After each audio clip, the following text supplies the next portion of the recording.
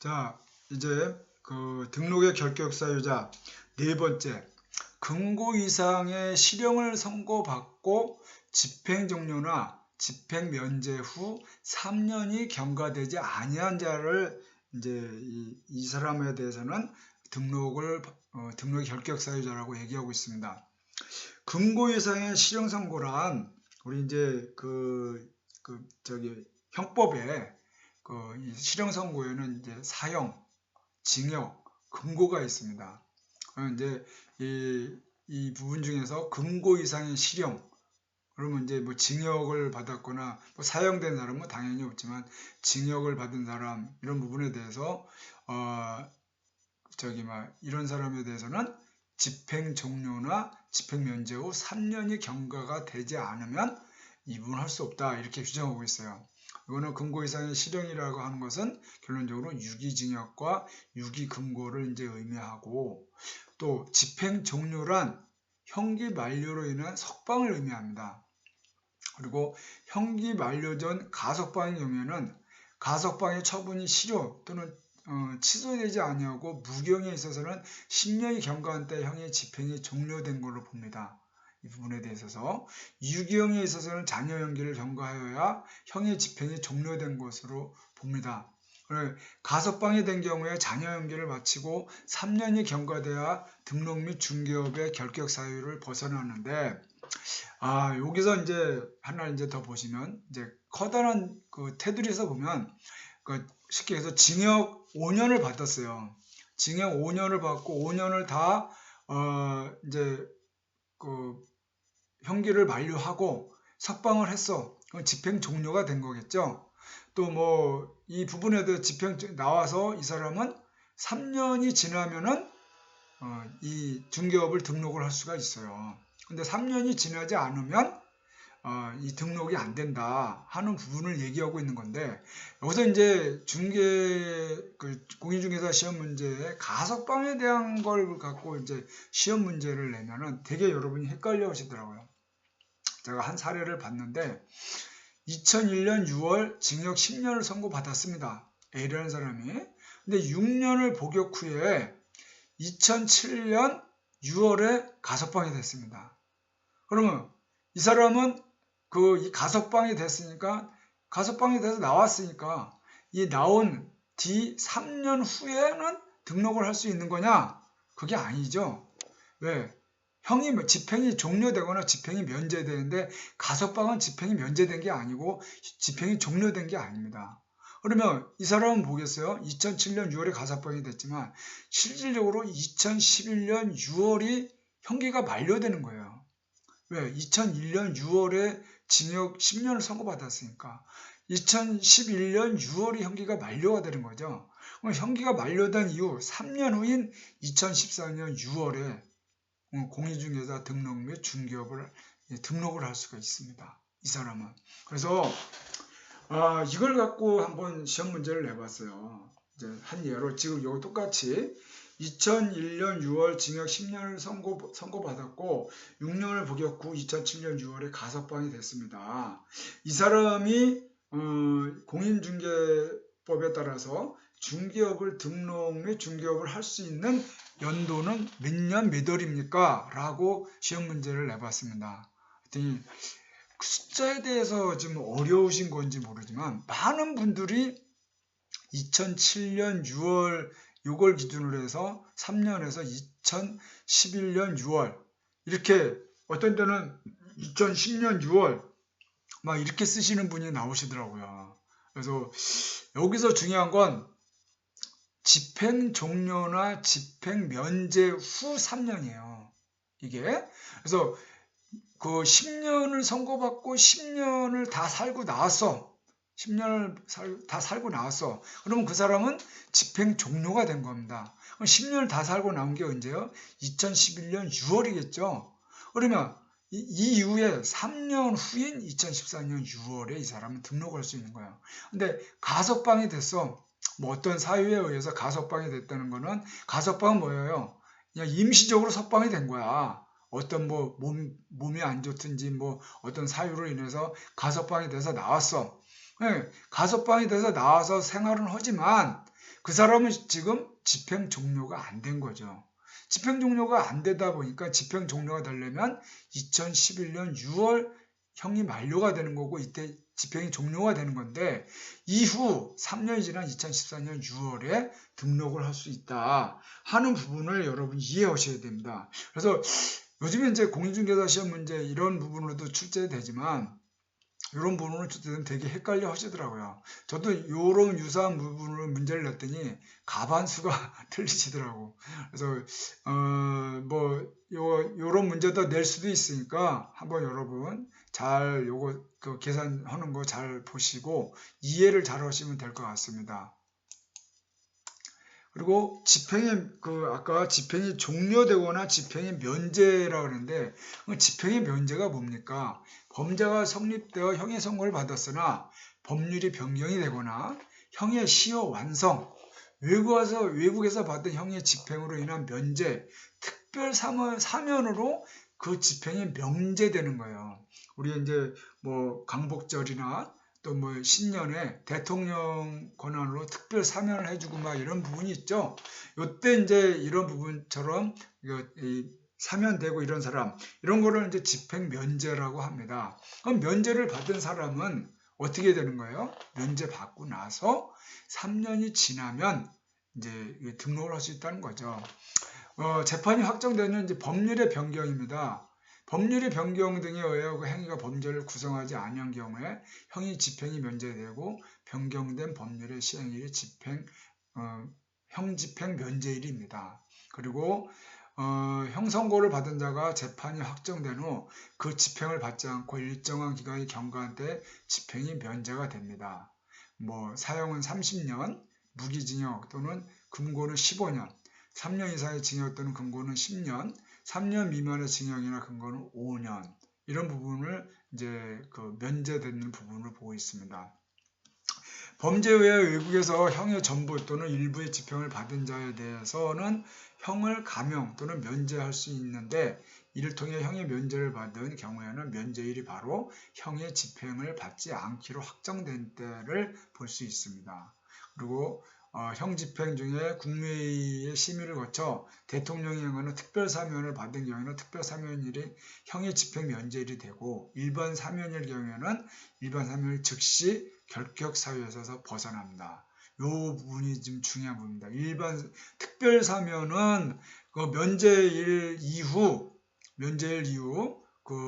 이 부분에 대해서 그 3년을 이후에 지르는데 이 일반 사면 같은 경우는 바로 결격 사유에서 벗어난다 하는 부분을 여러분이 좀 명시해 주시기 바랍니다. 그래서 금고 이상의 실형을 선고받고 집행종료나 집행면제 후 3년이 경과되지 아니한 자, 여기서는 금고 이상의 실형이라는 단어와 집행종료나 집행면제 그리고 3년이 경과되지 아니한 자, 요거에 대해서 꼭 여러분이 명시해 주시기 바랍니다. 요거는 뭐 물론 이 지문 가지고도 문제가 나오지만 아까 이 연도수 가지고 계산하는 거 이런 것도 문제가 나올 수가 있어요. 그러니까 그런 부분에 대해서 명시해 주시기 바랍니다. 금고 이상의 형의 집행유예를 받고 그 유예 기간 중에 있는 자. 아까는 뭐예요? 금고 이상의 실형을 받고 집행종료나 집행면제 후 3년이 경과되지 않은 자를 말하는데 여기서는 뭐예요? 금고 이상의 형의 집행유예를 받고 그 유예 기간 중에 있는 자. 집행유예가 뭡니까? 3년 이하의 징역 또는 금고형을 선고할 경우에 정상 참적 사유가 있으면 1년 이상 5년 이하의 기간 범위 내에서 집행을 유예하고 그 기간을 무사히 경과하며 형의 선고를 실효시키는 제도예요. 그래서 통상적으로 보면 징역 1년 6개월에 집행유예 2년 이렇게 이제 얘기를 합니다. 그러면 그게 뭐냐면 원래는 1년 6개월 형을 살아야 되지만 이 사람에 대해서 여러 가지 초범이고 또 자기가 반성하는 모습이 있고 그래서 이제 조금 더 지켜보자 하는 차원에서 집행유예라는 제도를 둬도 그 집행을 유예하는 거죠. 1년 6개월에 대한 형을 집행을 유예하는 건데 2년이라는 기간을 두고 그 사람을 바라보고 있는 겁니다. 그래서 그 집행유예 기간 중에 만약에 동일한 범위나 아니면 다른 어떤 범죄를 통해서 이 사람이 재판을 받게 됐다. 그러면 이 집행유예에 대한 부분이 추가적으로 더 징역에 추가됩니다. 그래서 무서운 제도예요. 우리가 봤을 때 뭐 별거 아닌 거라고 생각하지만 뭐 집행유예 뭐 1년 6개월에 집행유예 2년 뭐 2년이니까 난 나와서 생활하고 그러니까 아무런 문제 없다고 생각하는데 이 집행유예 기간 중에 자기가 어떤 행동을 잘못해서 심지어는 뭐 도로교통법에 의해서 잘못해가지고 만약에 이번 요즘에 이제 음주운전 되게 많이 나오는데 음주운전을 해가지고 잘못됐다. 그래서 이제 재판을 받게 됐다. 그럼 1년 6개월 이거 추가됩니다. 그래서 뭐 3년, 4년 막 이렇게 사는 경우도 나와요. 그래서 집행유예 기간을 받으면 난 괜찮아 이렇게 생각하시면 절대 안 되고 집행유예 기간에 정말 행동을 조심해서 2년이라는 기간 동안은 정말 지죽은 듯이 살아야만이 이 사람이 정말 이 어려움을 넘지 1년 6개월 동안 징역에서 생활 거를 바깥에서 2년 동안 조용히 살라고 너 진짜 행동 똑바로 살라 이런 차원에서 이 집행유예 제도를 두는 거니까 이 집행유예를 받은 사람에 대해서도 어쨌든 이런 재산을 다루는 거에 대해서는 못하게 하는 이 부분입니다. 그래서 집행유예를 선고받은 경우에는 집행유예 기간이 경과하기 전에는 중개업에 종사할 수가 없습니다. 그리고 선고유예를 받은 경우에는 결격사유에서 제외하고 있습니다. 이 부분에 대해서 결론적으로 선고유예는 집행유예와 선고유예는 또 차이가 있으니까 그 부분에 대해서 여러분이 잘 이해하시기 바랍니다. 또 공인중개사 자격이 취소된 후 3년이 경과되지 아니한 자 6번이죠. 공인중개사 자격이 취소된 후 3년이 경과되지 아니한 자입니다. 공인중개사 자격이 취소된 자는 자격이 취소된 날로부터 3년 이내 자격시험에 응시할 뿐만 아니라 등록 및 중개업의 결격사유에 해당이 됩니다. 자격이 취소되는 게 이제 아까 우리가 배웠지만 시험을 부정으로 봤다든지 또 다른 사유로 자격이 취소된 경우에 이 사람은 자격 취소되면 3년 이내에는 공인중개사 자격시험을 응시할 수가 없습니다. 그리고 3년이 자격시험을 응시를 못하니까 당연히 3년이 경과되어야 등록을 또 할 수 있겠죠. 왜? 자격증이 없으니까. 3년이 경과되어 자격시험을 응시해서 시험 합격하고 그 이후에야 등록 및 중개업을 할 수가 있는 부분이 되겠죠. 그래서 공인중개사 자격이 취소되면 대부분 3년이 경과되지 아니한 자는 당연히 등록 및 중개업의 결격사유에 해당되는 것을 볼 수가 있습니다. 그리고 등록 취소 후 7번 공인중개사의 자격이 정지된 자로서 자격 정지 기간 중에 있는 자. 자, 앞에서는 6번에는 공인중개사 자격이 취소된 사람은 취소된 후 3년이 경과된 후에야 할 수 있는 거고, 이거는 공인중개사 자격이 정지된 자가 있습니다. 여러분 이제 수업을 듣고 나중에 보면은 이제 어떤 경우가 취소가 되고 어떤 경우가 자격이 정지되고 어떤 경우가 업무 정지가 되고 막 이런 내용을 이제 봅니다. 그거는 이제 나중에 이제 수업 진행하면서 다 볼 수가 있는데, 7번째는 공인중개사의 자격이 정지된 자로서 자격 정지 기간 중에 있는 자를 얘기하고 있습니다. 공인중개사가 소속 공인중개사로서 업무를 수행하는 기간 중에 이중소송 등 일정한 공인중개법 위반 사유가 있으면 6월의 범위 안에서 그 자격을 정지받을 수가 있습니다. 자격 정지 기간 중에 있는 공인중개사는 그 기간 중에는 등록 및 중개업의 결격 사유자에 해당이 된다는 거. 자격 정지 기간 중에 있는데 그 사람이 이제 자기가 어느 중개법인이나 소속 공인중개사에서 자격 정지를 받았어. 그래가지고 자격 정지를 받아서 이제 소속 공인중개사도 못하고 있고 중개법인에서도 활동을 못하고 있는데, 그 기간이 이제 저거 해가지고 자기가 별도로 차리겠다고 등록을 신청을 해. 그러면은 그 사람을 받아주면 안 되잖아요. 왜? 그 사람은 법을 어긴 사람이니까. 그래서 6월 범위 자격이 정지 기간 중 어떤 6월이 되든 1년이 되든 통상적으로 6월 범위 안에서 자격을 정지를 시키는데 그 6월 기간 안에 그 자기가 자격정지 받은 사람이 등록을 하거나 등록을 할 경우에는 결격 사유로서 등록을 받아주지를 않습니다. 이걸 만약에 받아주면 소속공인중개사나 개업공인중개사가 불법을 자꾸 저지르면 중개업에 대한 부분이 전문성이라든지 신뢰가 떨어질 거 아닙니까? 자기가 불법을 저질러 가지고 자격을 정지를 받았어. 자격을 정지받고 여기서 그만두고 나서 다른 데 가가지고 다시 등록을 하면 받아주면 말이 안 되잖아요. 그래서 이 법에서는 자격이 정지된 자로서 자격 정지 기간 중에 있는 자는 그거 자기가 다른 곳에 가서 하더라도 이 부분을 등록을 받아주질 않습니다. 그리고 8번째, 등록 취소 후 3년이 경과되지 아니합니다. 등록이 취소 후 아까 공인중개사 자격이 취소된 후 3년이 경과되지 아니한 자 이런데 공인중개사 자격이 취소된 사유와 등록이 취소된 사유는 차이가 있습니다. 이 부분이 등록이 취소된 개업공인중개사는 폐업기간을 공제한 기간이 3년을 경과하기 전에는 등록 및 중개업의 결격사유자에 해당이 됩니다. 폐업기간이 3년을 초과한 경우에는 제외한다. 이제 이렇게 좀 되어 있는데 등록 취소 사유가 이제 여러 가지가 있어요. 그래서 어쨌든 본인이 이제 등록을 취소하거나 또 어떤 이 등록 취소 사유에 의해서 또 이제 그 등록이 취소됐는데 취소받은 사람이 3년이 경과되지 아니한 때는 이 부분을 다시 등록을 할 수가 없다 하는 부분으로 여러분 보시면 되고, 이 등록 취소 이제 나중에 이제 등록 취소, 자격 정지 이런 부분을 이제 우리가 보는데 그때 내용을 보시면은 이 등록 취소에 대한 내용이 어떤 것인지 여러분이 더 볼 수가 있을 것 같아요.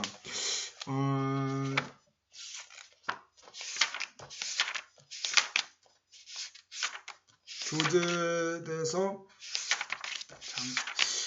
이걸 잠깐 보면은 근데 더 헷갈릴 것 같아서 제가 말씀드리기가 좀 어려운 부분인데 등록 취소에 대해서는 나중에 다시 그 뒤에 가서 설명을 다시 드리겠습니다. 어쨌든 등록 취소 후 3년이 경과되지 아니한 자, 이 사람은 그 중개업에 등록을 할 수가 없다 하는 부분으로 되어 있습니다.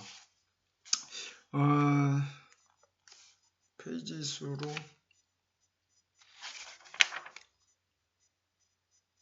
230페이지를 한번 여러분 좀 보시겠어요? 아무래도 조금 그래도 어떤 것인지는 내용을 좀 보고 가는 게 나을 것 같아서 페이지 230페이지를 보면 개업공인중개사에 대한 등록 취소 이렇게 있습니다. 그래서 절대적 취소 사유가 있고 상대적인 취소 사유가 있어요. 그래서 여기 이제 법에는 이제 38조 1항과 2항이 있는데 이런 개인의 개업공인중개사가 사망하거나 개업공인중개사 법인이 해산한 경우 해사부터 내용이 쭉 나옵니다. 그래서 어쨌든 이런 부분에 대해서 그 등록이 취소가 될 경우에는 취소 후 3년이 경과되지 아니한 자는 다시 이 등록을 할 수 없다 하는 부분으로 보시고 요 중간중간마다 어떤 경우에 등록 취소가 되고 어떤 경우에 자격 정지가 되고 어떤 경우에 자가 취소가 되고 이런 내용이 나오는데 그 내용마다 여러분이 잘 기억하시다가 나중에 뒤에 가시면 지금 이렇게 이제 보셨듯이 등록 취소 내용들이 여기 다 나옵니다. 그래서 이제 그 어떤 게 등록 취소고 어떤 게 또 그 자격 정지, 업무 정지 이런 부분이 있는데 그 부분에 대해서는 다시 한번 그때가 설명을 드리겠습니다. 자, 지금은 이제 8번 등록 취소 후 3년이 경과되지 아니한 자까지를 좀 봤습니다. 그 9번째 업무 정지 처분 후 폐업 신고를 한 자로서 업무 정지 기간 중에 있는 자. 이것도 당연한 거겠죠. 자기가 이제 업무 정지 처분을 받았어요. 이것도 이제 뒤에 아까 등록 취소처럼 그런 내용이 있는데 업무 정지 처분 후 폐업 신고를 했어. 자기 업무 정지를 이제 받았다 보니까 이제 폐업 신고를 했어. 그래서 그 사람 업무 정지 기간 중에 있는 자, 이 사람은 당연히 이제 이 등록을 받아줄 수가 없겠죠. 그래서 업무 정지 처분을 받고 폐업 신고를 한 자로서 업무 정지 기간이 경과되지 아니한 자는 등록 및 중개업의 결격 사유에 해당합니다. 그리고 업무 정지 기간은 폐업에 불과하고 진행되는 것으로 본다. 이렇게 돼 있는데, 그러니까 업무 정지 처분을 받고 이 사람이 이제 그 업무 정지를 받다 보니까 뭐 그 중개업을 못 하잖아요. 근데 못 하는 가정에서 사무실은 기본적으로 고정비가 나가다 보니까 뭐 직원도 있고 또 뭐 임대료도 내고 이러다 보니까 업무를 못 하고 있고 업무 정지 처분을 받다 보니까 그래서 이제 폐업 신고를 이제 하는 거죠. 폐업 신고를 해서 그 사무실도 이제 없애고 막 이랬는데, 폐업 신고를 딱 했다고 해서 아직 업무 정지 기간이 경과되지 아니했는데 폐업 신고했다고 해서 내가 다시 또 그 중개업을 등록을 하겠다, 이럴 경우에 중개업을 등록을 안 받아준다는 겁니다. 이 사람은 업무 정지 정지 기간이 다 끝나야만이 이 부분에 대해서 그 사람이 폐업 신고를 했다 하더라도 이 부분을 받아준다는 그 얘기입니다. 자, 그 다음에 열 번째, 업무정지 처분을 받은 중개법인의 사원 또는 임원이었던 자로서 당해 개업공유중개사에 대한 업무정지 기간이 경과되지 아니한 자, 이렇게 돼 있죠. 업무정지 처분을 받은 중개법인의 사원 또는 임원이었던 자로서 당해 개업공유중개사에 대한 업무정지 기간이 경과되지 아니한 자. 이 내용은 업무정지를 처벌받은 개업공유중개사의 법인의 업무정지 사유가 발생한 당시 사원 또는 임원이었던 자로서 당해 개업공유중개사에 대한 업무정지 기간이 경과되지 아니한 자는 등록 및 중개업의 결격 사유에 해당합니다. 또 과거에는 개업공유중개사만 그 기간 동안 중개업에 종사하지 못하도록 하던 것을 이제는 그 사원이나 임원에게도 적용하여 업무정지의 실효성을 강화시키고 있습니다. 또 이 법에 위반하여서, 이 법이란 뭐겠어요? 중개업법이죠. 300만 원 이상의 벌금형의 선고를 받고 3년이 경과되지 아니한 자입니다.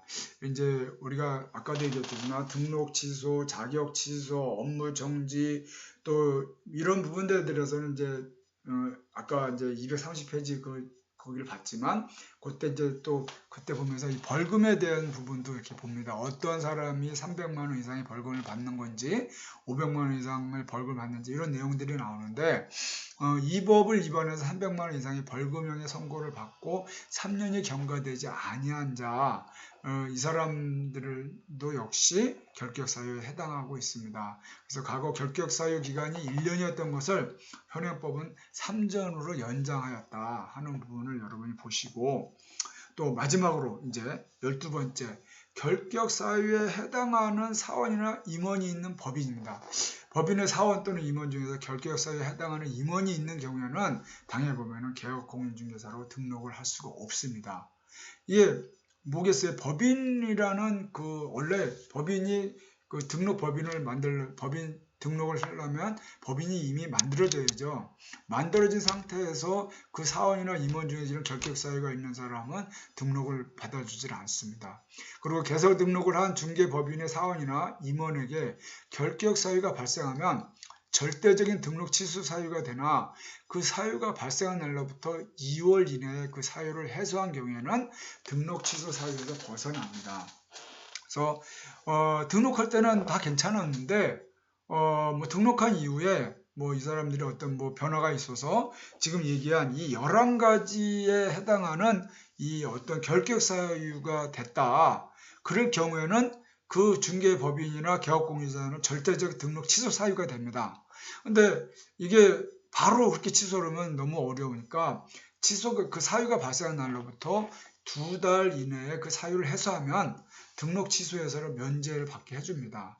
이 부분을. 그래서 어쨌든 이와 같은 결격 사유가 있는 상태에서는 등록을 받아주지는 않고, 등록을 받아줬는데 등록 이후에 11가지, 앞에서 얘기한 11가지 사유가 발생된 경우에는 절대적인 등록 취소 사유가 되지만 그 사유가 발생한 날부터 2달이 지나면은 그 사유를 면제를 해줍니다.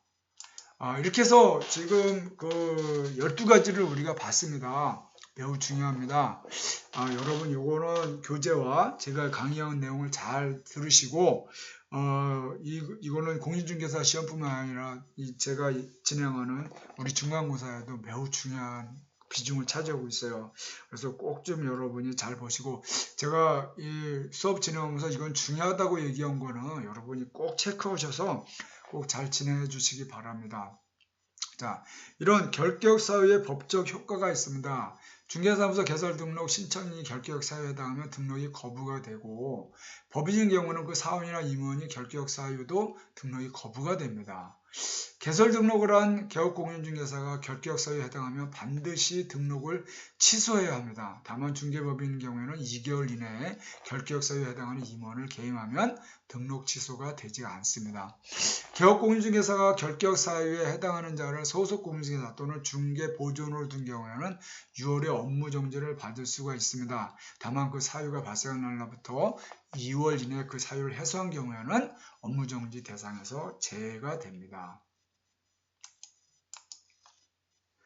이상으로 해서 오늘 이제 수업에 대한 부분을 봤고, 이제 10월 들어오면서 아마 중간고사도 여러분이 준비를 해야 되지만, 여러분 그 연휴가 계속 있고 날씨가 좋다고 이렇게 활동하는 데에서 코로나 때문에 제한이 많이 있으니까 조심하시고, 공인중개사 시험 준비하시는 분은 이번 기회에 열심히 공부하셔서 10월에 좋은 시험이 있기를 바랍니다. 그리고 중간고사는 제가 봤을 때 그 대면 수업으로 해서 중간고사 학교에 와서 봐야 될 것 같고요. 학교에서는 다음 주 12일 날 이와 같은 부분에 대해서 회의를 해서 대면 수업을 그 중간고사 이후부터 할 건지 말 건지를 아마 결정할 것 같습니다. 그것이 결정이 되면 여러분 다시 또 제가 말씀을 드릴 것이고, 여러분한테도 당연히 공지가 될 거라 믿습니다. 하여튼 장시간 여러분 수업 듣느라 고생 많으셨고, 이번에도 여러분 이 수업을 들으시고 각 부분마다 지금 제가 수업한 거 다 요약 정리를 해서 레포트를 제출해 주셔야만이 이게 출석 처리가 됩니다. 그래서 꼭 좀 잘 정리해 주시기 바랍니다. 고생 많으셨습니다. 다음 주에 뵐게요.